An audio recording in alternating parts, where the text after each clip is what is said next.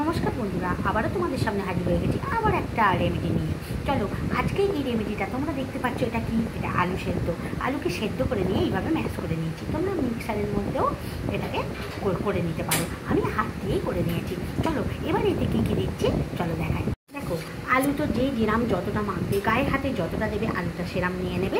আমি এখানে একটা আলু ম্যাশ করে নিয়ে নিয়েছি। দেখো, কফি 1 চামচ দিয়ে 1 চামচ জল দিয়ে আমি গুলে এইভাবে নিয়ে নিয়েছি। এটা কিন্তু খুব কার্যকরী একটা রেমেডি, যে রেমেডিতে তোমাদের গ্লোয়িং স্কিন তো হবেই, তার সঙ্গে ওপেন পোর্সের সমস্যা থাকলে সেটাও চলে যাবে। স্কিনটার কতটা উন্নতি হবে এটা না মাখলে তোমরা বিশ্বাস করবে না। এটা আমি আগেও করেছি।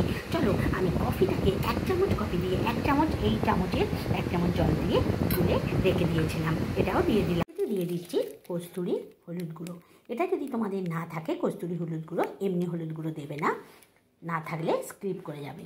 চলো, দিয়ে দিলাম কস্তুরি হলুদ গুঁড়ো। দিয়ে দিচ্ছি 1/2 চামচ গ্লিসারিন। ভালো গ্লিসারিন 1/2 চামচ এর মধ্যে দিয়ে দেবে। দিয়ে দিচ্ছি নারকেল তেল। আমার বড় নারকেল তেল বলে আমি ঢেলে নিয়েছি। দিয়ে দিচ্ছি 1 চামচ। ঠিক আছে, এবার সব কটা উপাদানকে খুব ভালো করে মিক্স করে নিতে হবে। দেখো, আমার মিক্স করা হয়ে গেছে। খুব ভালো করে মিক্স করে নিচ্ছি। আলু তাই আঠালো হয়ে গেছে। এবার কি করবে, খুব ভালো করে কাঁচা দুধ দিয়ে, আমি যেটা করি সেটাই বলছি, মুখটা পরিষ্কার করে নেবে। না পারলে ঠান্ডা জল দিয়ে মুখটা ভালো করে ধুয়ে পরিষ্কার করে নেবে। মুখ যেন খুব ক্লিন থাকে, গা হাতে যেখানেই মাখবে যেন সব ক্লিন থাকে। ক্লিন থাকলে ভালো এটা কাজ করবে।